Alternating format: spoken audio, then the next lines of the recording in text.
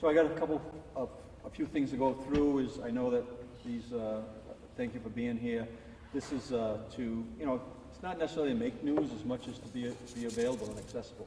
So we do have a few announcements today that I think they're important, and they are going to take up some of my scheduling, so I just share that with you. So Pride Month, it's official Pride Month here in Rhode Island.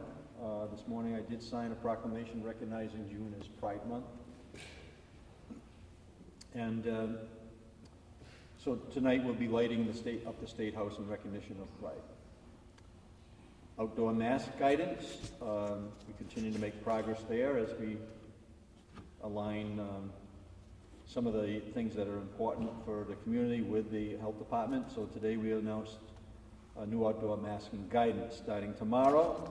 Fully vaccinated and unvaccinated individuals do not generally need to wear masks when outdoors in Rhode Island. This includes outdoor live performances, outdoor youth sports, and outdoor summer camps. So specifically lacrosse, when they do their playoffs, I did talk to the interscholastic director about this, not going to be having to wear their masks while they're in play. So they were very excited about that. It's all in line, this is in line with the CDC recommendations. People in areas of substantial or high COVID-19 transmission are encouraged to wear masks in crowded areas if unvaccinated during activities that involve sustained close contact with other people who are not fully vaccinated. So we're still making the distinction between vaccinated and unvaccinated, but that is a recommendation, not a requirement. This update follows a decision made last week by the CDC to lift the mask requirement for summer camps. After consulting with the Rhode Island Department of Health, we feel it is appropriate and safe to apply these same guidelines to all outdoor gatherings across age groups in Rhode Island. I was with in East Greenwich yesterday with the Boy Scouts troops that were in the parade. It was good to hear that they're going to make attending Yawgoo Valley, the camp this summer, they're going to make it a requirement that they are vaccinated. That's what I was told yesterday. I think that's really good. It continues to support the fact that we're still doing the pick and shovel work, and that we have not concluded the effort to vaccinate. I certainly have had a side goal, which has been public, of 90% fully vaccinated. Right now we're in the top 5 in the country fully vaccinated, and which is really extraordinary work by many, many people. As I don't need to go through the list, but congratulations to everybody out there doing the work. We're going to have a drive-through vaccination site, which is good. In partnership with Fidelity Investments, Rhode Island is piloting our first drive-through vaccination site. The first vaccinations will take place on June 5th at 9 a.m. to 12 p.m. at Fidelity Investments in Smithfield. And they'll be administering the Pfizer vaccine there.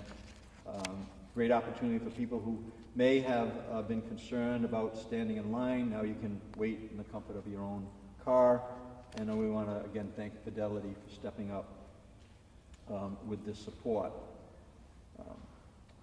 Quick hits here. I'll wrap up, with the look ahead. I'll be in Central Falls with Mayor Rivera for a Pride flag raising ceremony later this week. On Thursday, we'll have a bi-weekly COVID briefing here at the State House at 1 o'clock. Also on Thursday, we'll be hosting another Rhode Island 2030 community conversation on Facebook Live at 6 p.m. And the topic that we will be focusing on is the health issues in all the related areas. And I'm excited to announce that we'll have a very special guest joining us for the discussion, Dr. Megan Rainey, who's been a national spokesperson for us here right in Rhode Island. And so we thank her for that leadership, and we'll be announcing additional panelists later this week. So that's what I got for the moment. I'll be happy to answer questions after we have the Lieutenant Governor give her update. Thank you. Governor. Thank you, Governor. Yes. So. Okay, thank you.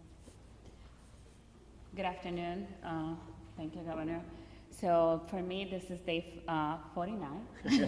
We're counting. There you go. So we're almost halfway through the mark of the first 100 days. happy Pride Month. We are starting Pride, and I'm looking forward to being this week at Cranston City Hall for the flag raising. There are going to be several activities also in the capital city that I'm hoping I can participate also.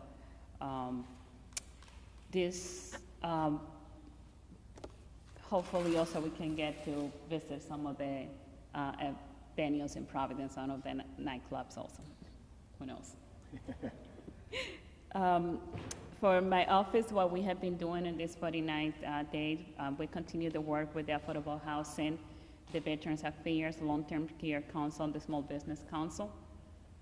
I have been in partnership with I'm going to be partnering with Commerce RI, had a very good meeting with the Secretary of Commerce, taking on the housing conversation. As many of you know, I'm planning to have a summit during the early fall, housing summit in person. But we're going to start with a virtual summit, which is kind of follow up to the 2030 conversation that we had about housing. The Commerce Secretary and I are on the same page about this work, and we're going to be doing first a virtual summit, and then hopefully we're going to have an in-person for the fall. This week I was able to take part of the groundbreaking for the Paragon Mills in Providence, which is a site that I had been working for several years trying to get it developed, and I think we got a great development going on in there that has a combination of commercial space on the first floor, but then it has housing above. It has a combination of affordable and what we call workforce housing also available there. This is a site that we worked really hard to find the right project, making sure that it's a project that include affordable housing in there. So I'm very happy to see this happening finally.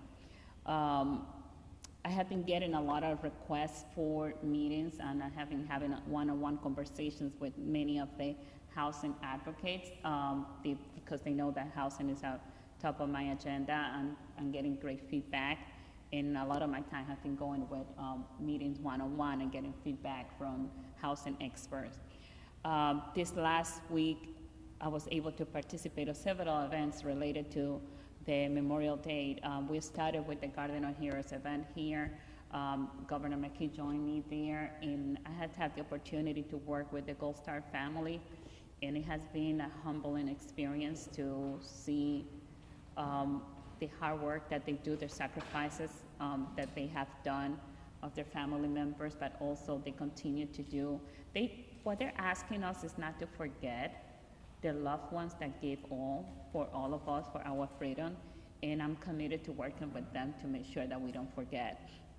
The Gold Star family are working on building a memorial at the Exeter Cemetery. It's just a beautiful memorial that I think we deserve to have. Rhode Island is one of 4 states that don't have that memorial, and it's only $75,000. So I'm putting a plug out there to all the business leaders that care about our military families. We can get that done, right, Governor? Absolutely. So we can get that done. I participated in all these Memorial Day activities. Honestly, I was able to look up close how much they have been doing for all of us. And I took my daughter with me to Exeter over the weekend, and when we were coming back, she was talking to me and she told me, "Mommy, I appreciated the veterans before, but now I appreciate it more." So I think this is what we have to do to make sure that the younger generation understand their sacrifices. So I participated with Governor McKee and the Speaker and the Senate President for the signing of several good bills. It feels like we're getting used to signing good bills. And one of them was the nursing home staff and quality care that was sponsored by Senator Mary Ellen Goodwin and Representative Scott Slater. That was a really good event here.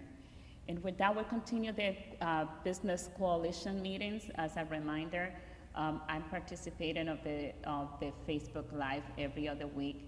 Just today, they had a great one with Director Matt Weldon.